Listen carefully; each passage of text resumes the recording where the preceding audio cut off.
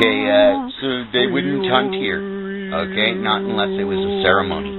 Okay, so they'd do sacrifices here. They'd bury people here. What it was a couple 100,000 trees, probably about 1 million, you know? Yeah. 1 million trees, as tall as you can see. We'll get a picture of one and put in this video, you know? And as fat as you're going to see here, you know? So, I mean, it would take like 5 people to fit around the average tree on Salt Spring Island. I mean, it was like that.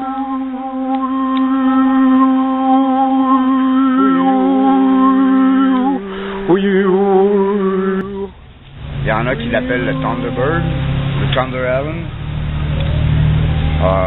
Les Indiens disent que l'île est arrivée de l'eau, puis elle va retourner dans l'eau.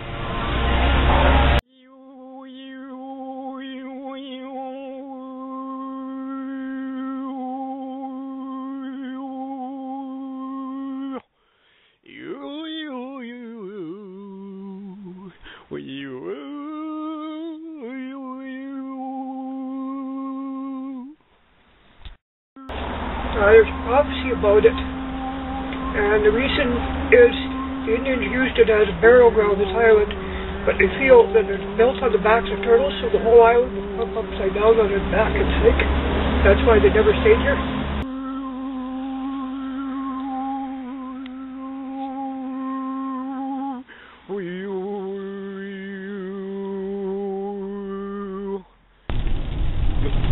Well, we don't know too much. But I know that Salt Spring was never inhabited by the natives. It was used as a space for ceremony and ritual, and they buried their dead on the island, and used it as a birthplace. But they never inhabited it for long periods of time. That's all I know.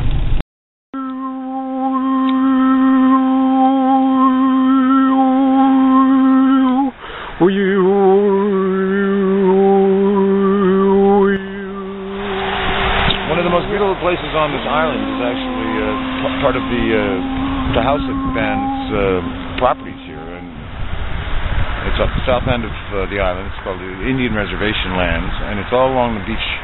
And there's middens and middens and middens of shells, so they would have processed their shell, their gatherings of the various things that are edible around here, lots of which are. There's several little places where Indians are actually buried here.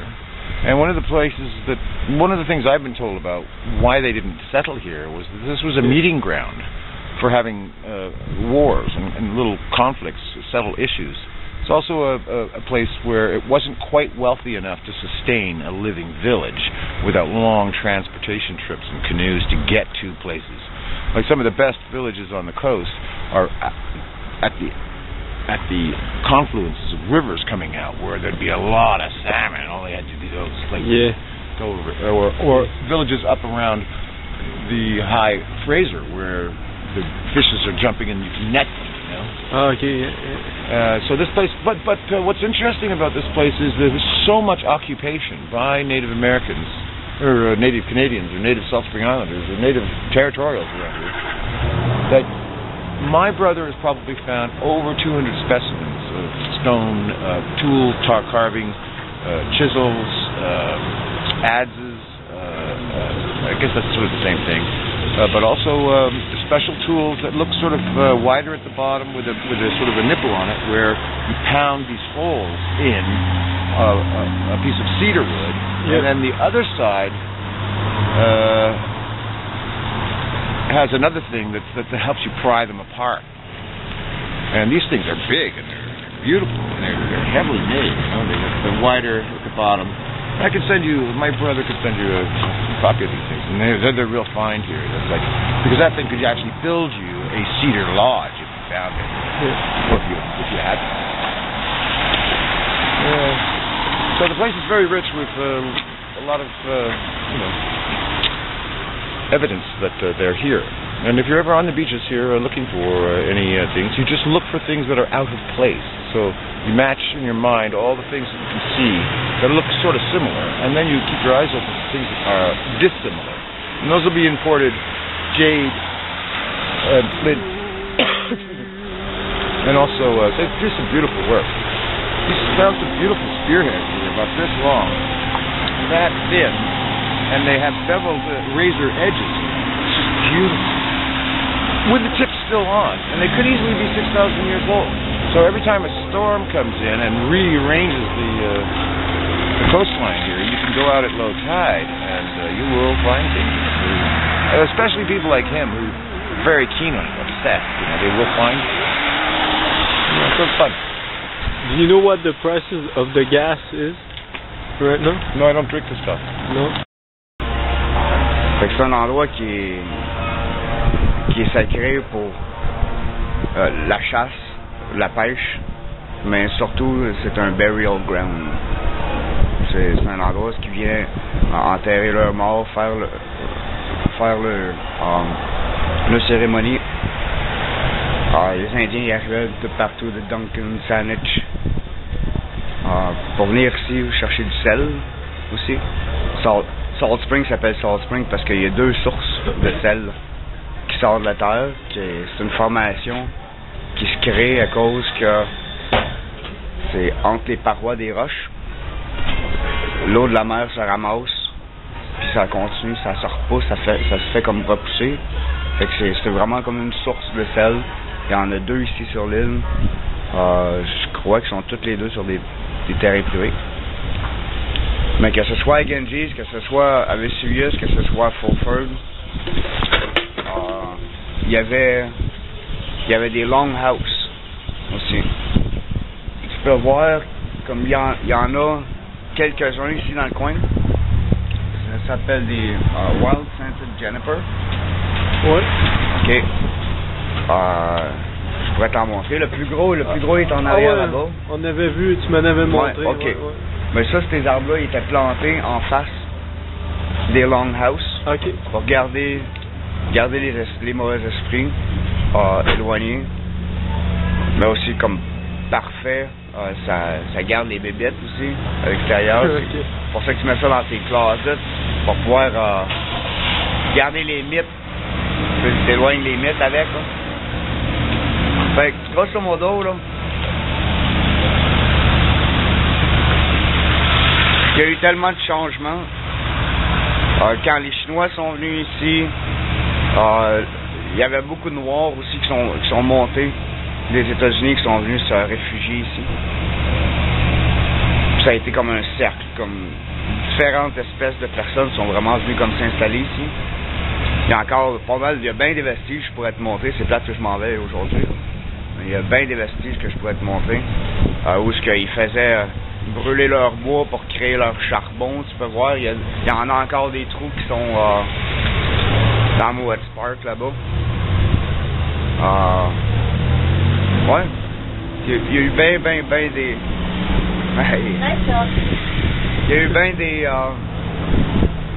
des changements en ce qui concerne le monde ici. Puis les Indiens, ils ont pas vraiment... ils ont jamais vraiment resté ici. Ouais. Ils venaient ici. Really good.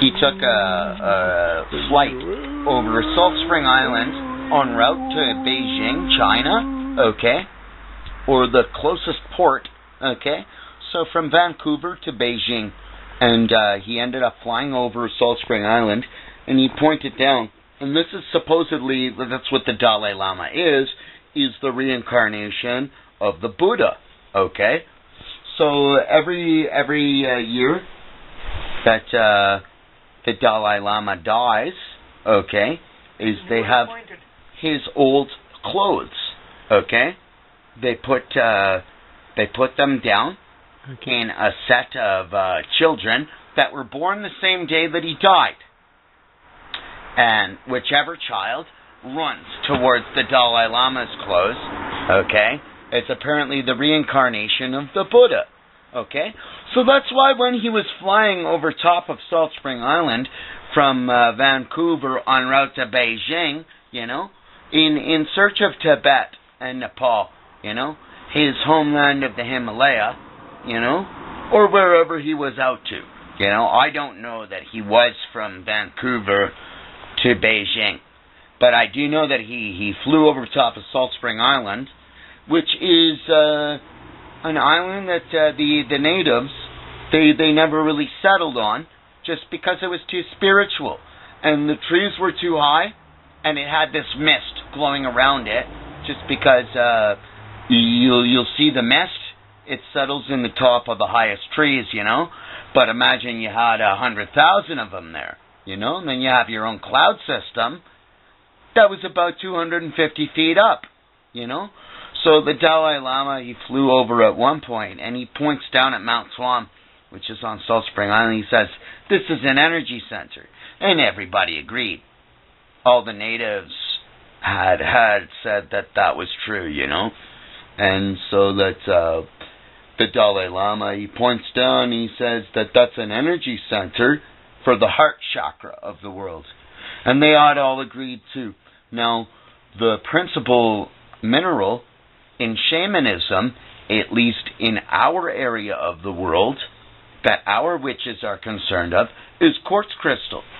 So when the Dalai Lama points down and he says that it's much and worth checking out, you know, that we put a temple on Mount Swan, on the same mountain that he pointed down at, and we hold it as sacred, this island, not just in the way that the gypsies that have settled here as draft dodgers and found their way out of war by settling here, not just like the natives that have had ceremony here for thousands of years.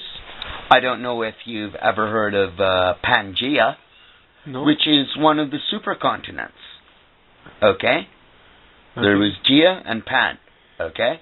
And Pangaea is one of the first rocks that ever poked out of the water on the planet Earth. Okay? Okay. So one of the pieces of the oldest rock in the world, it's here. Underneath all the crystal, the quartz crystal, is supposedly some gold. So we hold this island in a high respect, you know, and we tell each other really creepy stories. There's supposedly a lot of ghosts here. Okay. Good night.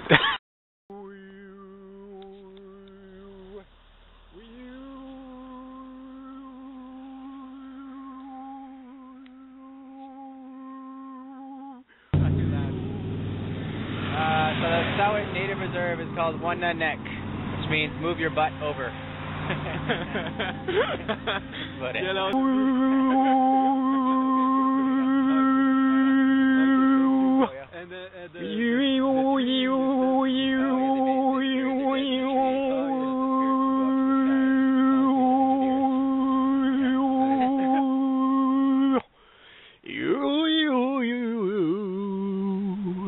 you